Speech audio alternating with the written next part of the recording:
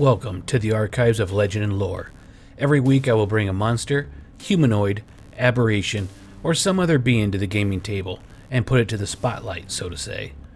We'll discuss some of the lore and differences in additions, and possible ways to use them in your one-shotter campaign. On this little slice of chaos, we will take a look at Intellect Devourers. So sit down, put on your tinfoil hat, and let's get going. Intellect Devourer only applies to the adult form of this creature, according to the 2nd edition Monstrous Manual. In case you are curious, the young, or larvae, are called Ustilagor. I guess that's how you pronounce it. Ustilagor, Ustilagor, is whatever. Both of these resemble brains that have 4 legs. The body of the adult has a crusty protective covering, and its legs look bestial with joints and claws.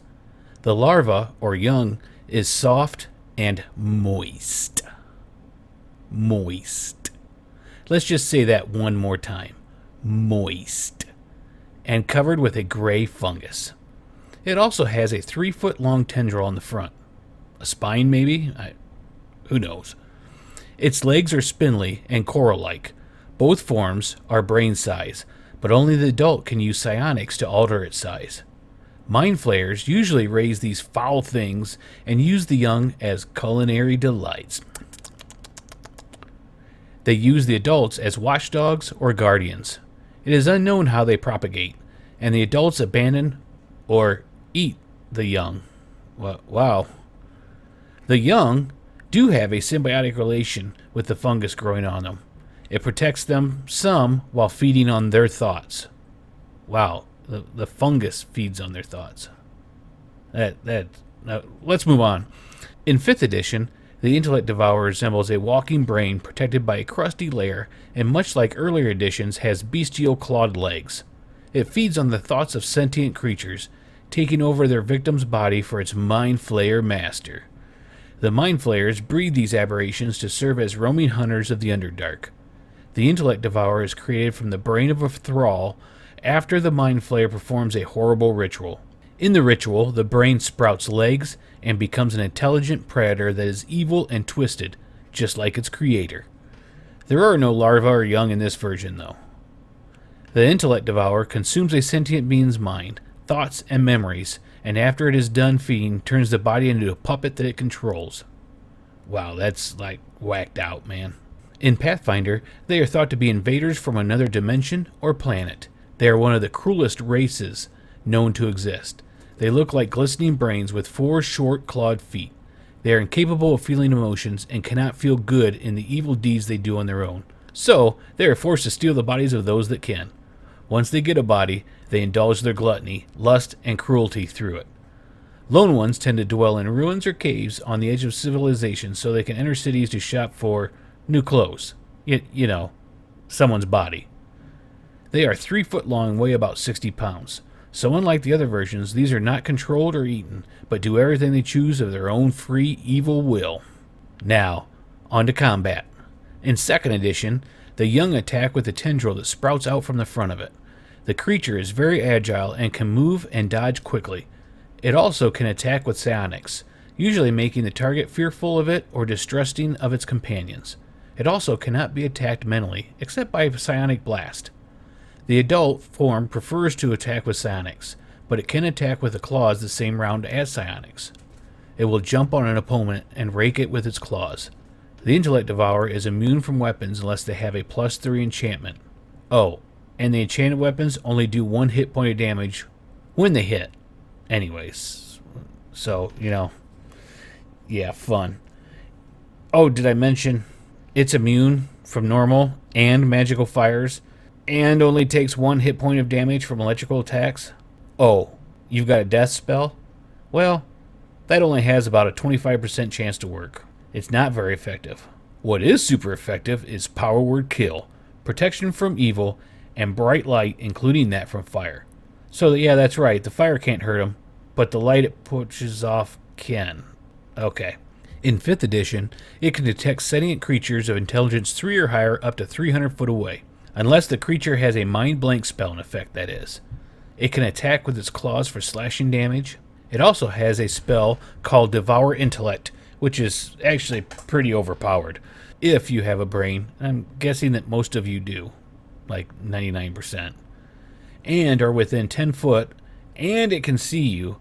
You have to make a saving throw DC 12 intelligence or take psychic damage. If you fail, that's it. Roll 3d6. And if the number you roll is equal to or higher to your intelligence reduces to 0, and you are stunned until you regain at least 1 point of intelligence. Yeah, remember what I said about 99% of you having a brain? Doesn't matter anymore. It also has a body thief ability, where it initiates an intelligence battle with someone within 5 feet. If it wins, it magically consumes the target's brain and teleports into its skull.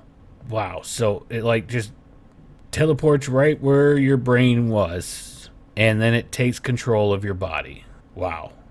I mean, the one plus is, if the body drops to 0 hit points, it's gotta leave. But once the brain's consumed, the only way to regain that brain is with a wish spell. Oh, if the Intellect Devourer leaves the body will die if the original brain isn't returned in 1 round. Yeah, 1 round.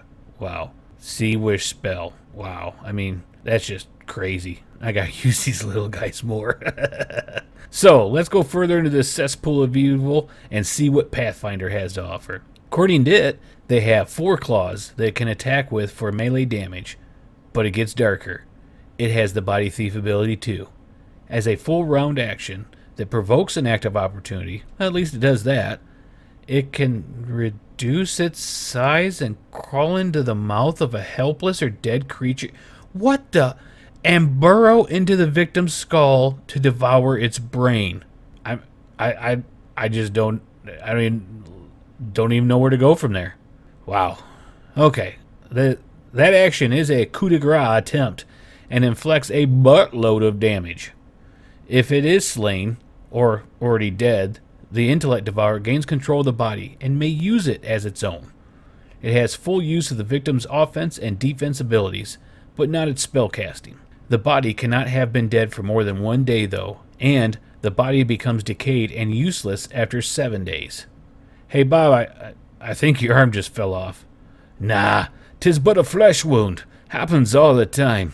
You know what time it is. Let's think up some ideas that we can use to be more creative in the chaos brought to you by these hungry little freaks.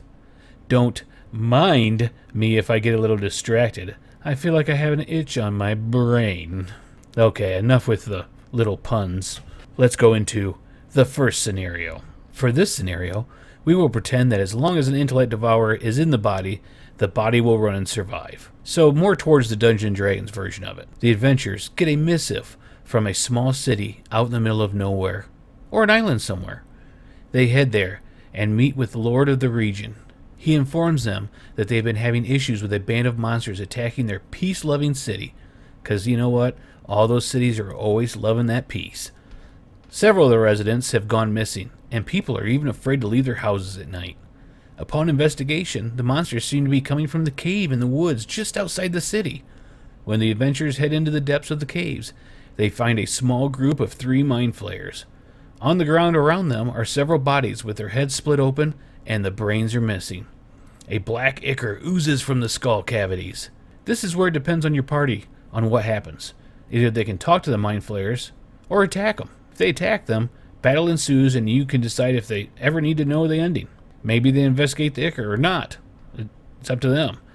If they talk to the mind flayers, they are told the city is full of Intellect Devourer controlled bodies and they are here to end the failures. A group of Intellect Devourers rebelled and left the mind flayers and set up the city, bringing more bodies here for other escapees or offspring to control. The mind flayers are creating a liquid. When added to the water source, will kill all the Devourers within 3 days. Now again, it is up to the party on which side they'll take. Are they going with the mind flayers? The Intellect Devourers? Or neither? Maybe attack them all, try to kill them all? I mean, murder hobos? It's up to them, but the city is full of stocked magic shops, general stores, and everything a city would have. A vault full of magic items is in the keep. You and your party decide what to do. Scenario 2. A mind flayer has set up shop in a tower and is abducting people in the surrounding countryside to twist and run horrible tests on. The adventurers are asked to rid the land of the foul creature. Inside the tower there are thralls, mindless slaves of the mind flayer, and of course, intellect devourers. I see them chained to certain areas, or two outside the door of the laboratory. This is mainly a hit and kill scenario, so no plot twist, but you can have other things pop up as the test subjects, or twisted people, or whatever you feel like. Have fun with it, and let your chaotic dark side run rampant. The third and final scenario. There's a problem in a local monastery. Father O'Malley has been acting out of place. He's been drinking and disappears at night and comes home drunk and disheveled. The biggest problem is he's the third one this year that has started acting this way, and the other two are dead. If your party chooses to follow Father O'Malley, he goes to the local pub or brothel and has fun fighting and or fornicating and pretty much doing everything a man of the cloth shouldn't do. He becomes argumentative and violent if confronted about it. If the other bodies are investigated, the ones that died before him, they're all a little decomposed a little bit, but the heads have collapsed in and are now hollow. The inside of the head has a black ichor in it. If Father O'Malley is inspected, some of the black ichor can be seen inside his ears. Yep, you guessed it. Good old Father O'Malley is actually an intellect devourer gone wild.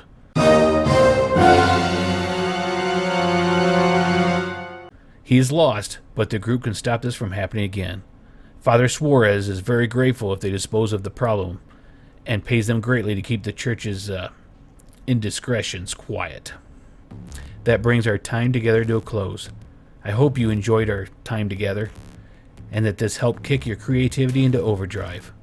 Letting the chaos flow can help you get into the mindset of the evil you must become to to challenge your players. Challenge them. We never want to kill them, just challenge them.